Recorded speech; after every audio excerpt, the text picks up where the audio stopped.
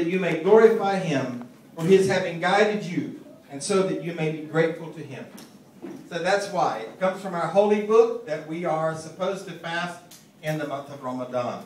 So we do that. So out of that, who can tell me what the mission statement for this month is? There's two things. And my students are allowed to chime in as well. Yes, brother. To increase the taqwa.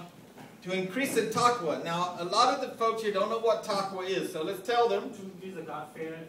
God consciousness, or God-fearing. To increase the God-fearing. Yeah. As Jen said, she felt more conscious of God today when she was fasting. So the whole reason we do this is to increase our consciousness of God so that we remember God.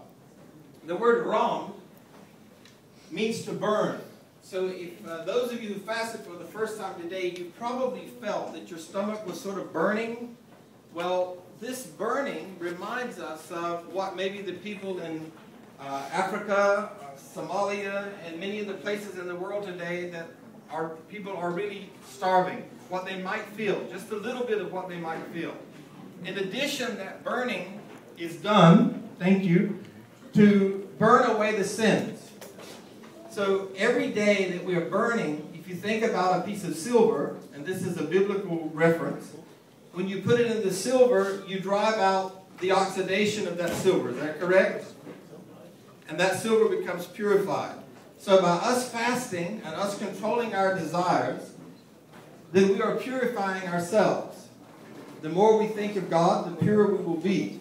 And this subject matter is called tasawwuf, which is the purification of the self. We have another subject matter called tahara, which is about the external cleanliness.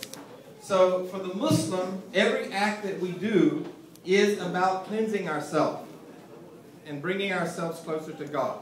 So there's a great focus on there. What is the second mission statement of Ramadan?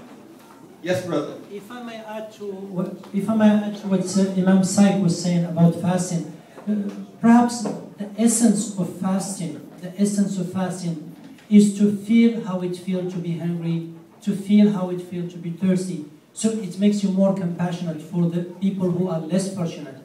Let's face it, if you are wealthy all your life, you're never going to know how it feels to be homeless. You're never going to know how it feels for the people who are unfortunate, who are experiencing right now in some remote places what's going on in the Horn of Africa. So by experiencing the fast, by all means, you experience that. You not only talk the talk, but you walk the walk. It's basically faith in action, basically. And by doing that, and also our month of fasting, it's finished by celebration. And that celebration is not about you. It's a sharing, it's giving zakat, it's giving 2.5% of the total asset that you have to the needy.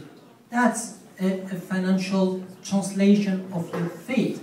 And your faith will not be accepted without that. Also, fitr, you give away some of that. And there is so many of that. And also, it's not a new tradition. Is the tradition of all the prophets. We know from the Bible that Jesus, may peace and blessing be upon him, in the Bible did fasted 40 days and 40 nights. So that's also the tradition of Moses, from Jewish Moses, and all the prophets did fast one way or another. So it's a continuation of the same prophetic 15 more seconds, brother.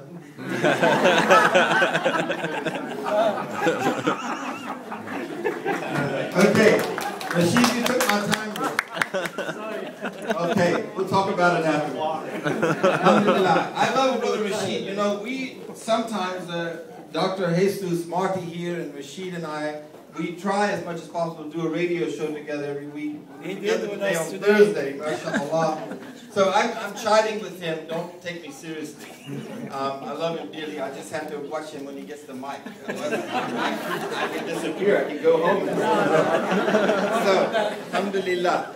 I wanted to tell you, though, that in the month of Ramadan when we fast, it's really not about doing without food and drink. What it's really about is the fasting of the eyes. From the Victoria's Secret billboard film. And fasting the ears from listening to gossip. Fasting the mouth from swearing, raising your voice, speaking frivolities and vanities. So I'm sure tonight that after fasting all the day today, you only talked about God when you came in here tonight. I'm sure that no one talked about their neighbor or anyone in any kind of bad way, inshallah, God willing. This is the real desire. We want to bring all of our extremities into submission to God. So the way that we control our desire for that drink or that food in the daytime, we actually want to control our extremities and bring them into submission to God. That is the second level of fasting. That is what I call high school level fasting. And then the PhD level of fasting, I'm praying that I'll get there one day. And I know the camera is just getting my back, right, brother? I have a bad habit of that. The PhD level of fasting is when you learn to fast your thoughts. Can you imagine that?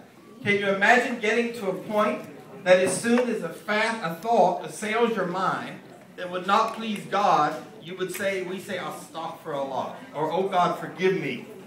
So this is the ultimate level of fasting. So this is what we are enjoying to do. The religion of Islam is all built on verbs. It is an action religion. Every word, just about every word, in the Quran is based on a triliteral root, very similar to the Torah. And all of those roots are verbs. So our religion is an action religion. A religion that is always pushing people to change. I don't want to wear you out tonight. Did everybody get dessert? Oh, yeah. If you did not get dessert, are there still desserts back there? So there is dessert. So I want to make sure that you get dessert. There's coffee. There's decaffeinated coffee. I don't know if there's tea. There's soda. There's juice. So make sure that if your sweet tooth has not been taken care of, that you get it taken care of before you leave tonight. Any other questions?